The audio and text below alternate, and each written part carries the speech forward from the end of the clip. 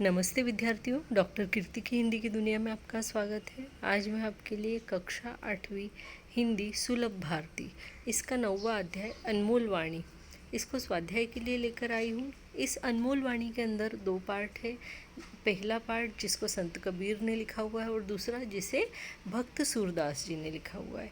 और इस तरह से हम इन 2 पार्ट का जो स्वाध्याय है वो एक साथ में देखेंगे।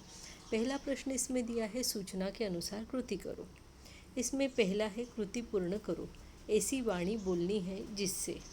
उत्तर में लिखेंगे पहला पॉइंट, खुद को शांति मिले। दूसरा, अपना खुद का मन भी शांत व प्रसन्न हो। तीसरा प्रश्न दिया है, आकृति पूर्ण करो। अब इसमें पहले प्रश्न के बाद मैंने सीधे तीसरा प्रश्न लिया है गलती से, दूसरा वाला प्रश्न अगली स्लाइड में है, ठीक है। तो श्री कृष्ण द्वारा चोटी के संदर्भ में की गई बातें। उत्तर में लिखेंगे पहला, मैया मेरी चोटी कब बढ़ेगी। और दूसरा पॉइंट लिखेंगे, मैं कितनी बार दूध पीता हूँ। पीता में यहाँ पे आपको मात्रा गलत है, यहाँ पे पीता ऐसा करना, ठीक है। पीता हूँ पर यह अभी भी छोटी है। अगला प्रश्न देखते हैं, कविता में इस अर्थ में आए शब्द लिखो। पहला शब्द दिया है ठंडा, तो कविता में इसके लिए शब्द दिया है शीतल। कोई के लिए कोय। बलराम, इसके लिए हलदर शब्द का प्रयोग किया गया है कविता में। और मक्खन के लिए माखन शब्द का प्रयोग किया गया है, ठीक है। तो यानी जो ठंडा है इसके लिए कौन सा शब्द है, कोई के लिए कौन सा, बलराम के लिए कौन सा और मक्खन के लिए कौन सा, यही आपको यहाँ पर बताना है। चौथा प्रश्न हमको दिया है, भोजन का प्रभाव टिप्पणी लिखो। टिप्पणी यानी कि शॉर्ट नोट लिखना है आपको। तो भोजन का प्रभाव, अब हम पहली कविता ही जब हम इसमें देखते हैं तो उसमें पहली लाइन है, जैसा भोजन खाइए तैसा ही मन होए। इसी पर से यहाँ पर जो है हमसे पूछा गया है कि इसके ऊपर एक टिप्पणी लिखिए। तो हम इसको शुरुआत करेंगे कि भोजन का सीधा प्रभाव मनुष्य के स्वास्थ्य एवं मन पर पड़ता है।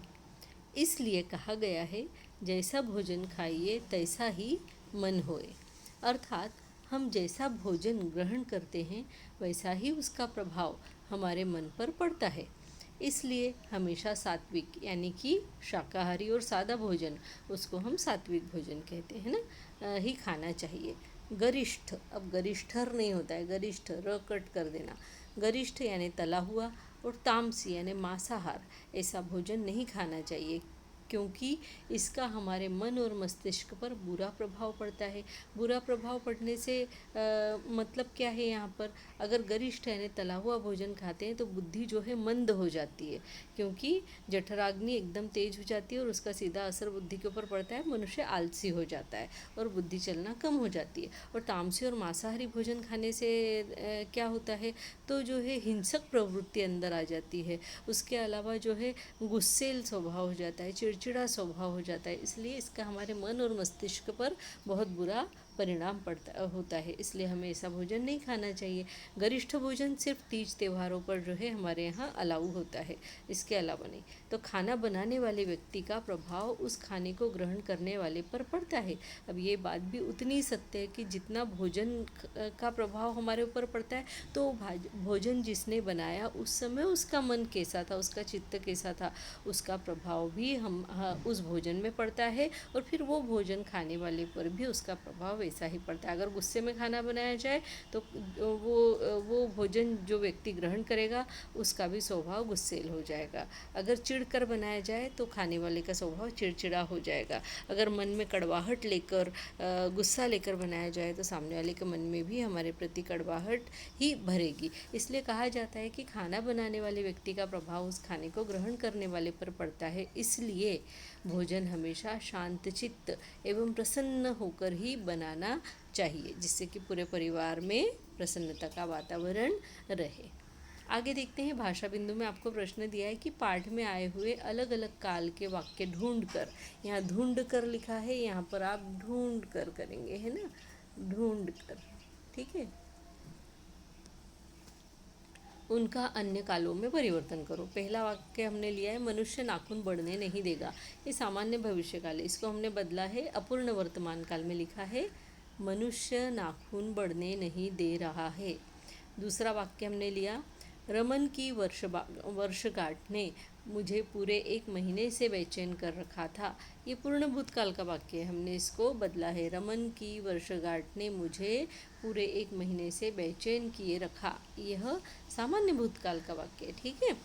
फिर मैं साहित्यकार हूँ, साहित्य चिंतन में विश्वास रखता हूँ। ये सामान्य वर्तमान काल का वाक्य है, हमने इसको बदल दिया है सामान्य भविष्य काल में और लिखा है मैं साहित्यकार हूँ, साहित्य चिंतन में विश्वास रखूँगा।